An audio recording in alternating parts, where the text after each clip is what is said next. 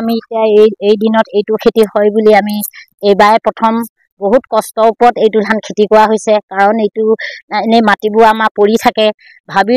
ভাবিছে যে আমি খেতিটো কৰিলে আমাৰ কিমান প্ৰডাকশ্যন হয়। সেইকাৰণে আমাৰ এইবাৰ পৰা আমাৰ এই কললোৱা ৰাইজে মানে যিবিলাক এনেকুৱা পানী অলপ যোগাযোগ সুবিধা থাকে সেইবোৰ মাটিত দুবাৰকৈ খেতি কৰিবৰ কাৰণে বহুতে উন্নত পথলৈ যাব লাগে বুলি আমি সকলোৱে মানে এইটো খেতি কৰা হৈছে। কিমান বিঘা খেতি কৰিছে আপোনালোকে? এতিয়া এইখিনিত 16 বিঘা আছে। তাৰপিছত চব লগ খুৱাই এই কিমান হৈছিলে, ইয়াত 24 বিঘা আছে। 60 বিঘা 60 বিঘা ধান খেতি কৰা হ'ল এইবাৰ। আপুনি যেহেতু খুব ব্যস্ত হৈ থকা দেখা পাওঁ, আমি বিহুলৈ যিহেতু অলপ আগতে গাইছে ব্যস্ততাৰ মাজত, আমি বহুত ব্যস্ত। বিহু যদি গাই আমি নিশ্চয়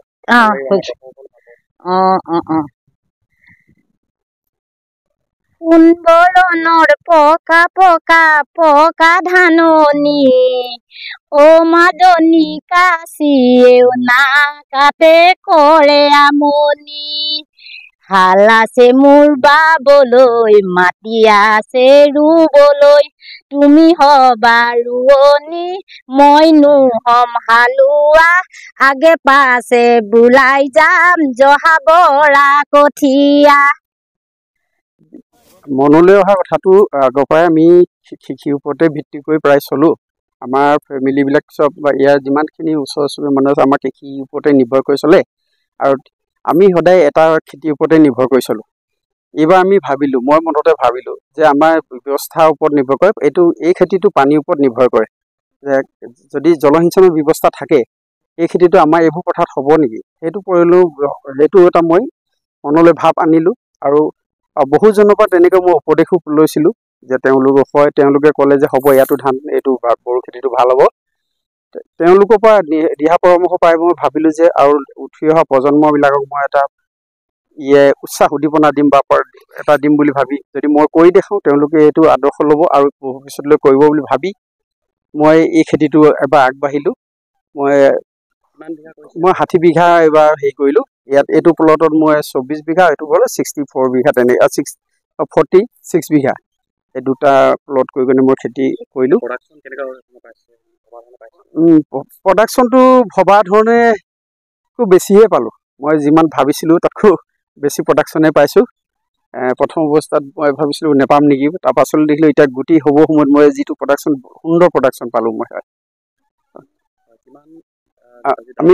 আজি 20জনীমান দাৱনী ধান দাই আছে। আৰু এইকেইদিন আমি কণ্টিনিউৱাছ 20জনী বতৰৰ বিধি পথালি দি আছে নহয়, 20জনী 25জনীকৈ ধান দাই আছে। ধান দাই আজি প্ৰায় শেষ হ'বলৈ হৈছেগৈ আমাৰ খেতি। এতিয়া কঢ়িয়াব লগা হৈ আছে আৰু তেনেকৈ আৰু। বীজবোৰ আমি এগ্ৰিকালচাৰৰ পৰা লৈ, আমাৰ ডিব্ৰুগড় এগ্ৰিকালচাৰ, তাৰ পৰাও আমি বীজ লৈছিলোঁ। আৰু কিছুমান বীজ মই যোৰহাট কৃষি বিজ্ঞান কেন্দ্ৰ, গৱেষণা কেন্দ্ৰ, তাৰ পৰাও লৈছিলোঁ। আপোনালোকে মাৰিব বা বিক্ৰী বাৰ্তা কৰিবলৈ ইমান ৰখাটো সম্ভৱ নহয়। বজাৰ ব্যৱস্থা মানে গভৰ্ণমেণ্টে ধান উঠাই আছে। আমাৰ এগ্ৰিকালচাৰৰ আমি কথা পাতিছোঁ, তেওঁলোকে আমাৰ ইয়াতে এজন আছে ওচৰতে, তেওঁ মানে প্ৰপাৰ্টি হেৰি কৰি কাৰণে গভৰ্ণমেণ্টৰ ধান উঠায়। হয়, তেওঁৰ যোগেদি তেওঁৱেই আমাক সেইখিনি হেৰি দিছে, উৎসাহ দিছে যে আমি ধানটো প্ৰডাকশ্যন হ'ল যিমান হ'ব আমি কিনি ল'ম বুলি। আপোনাৰ দেখি অঞ্চলটো বহুত যুৱক যুৱতী বা বহুত ব্যক্তিয়ে খেতি কৰা, যিহেতু আমি কৰা সম্ভাৱনা আছে। এই পানীৰ ব্যৱস্থা কেনেকুৱা হৈছে? পানী নহ'লেতো খেতিটো পানী নহ'লেতো খেতি কৰিব নোৱাৰিব। পানীয়ে মেইন বস্তু।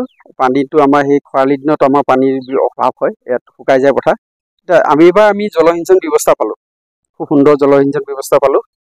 আমাৰ এই ওচৰতে যিটো ব্ৰিডিং স্কিম এটা আছিলে, এলাইজ ব্ৰিডিং খোৱাং কললোৱা এৰিয়া, এই স্কিমটোৰ যোগেদি এইবাৰ আমি যথেষ্ট মানে প্ৰয়োজনীয় পানীখিনি আমি ইয়াৰ পৰাই পালোঁ আৰু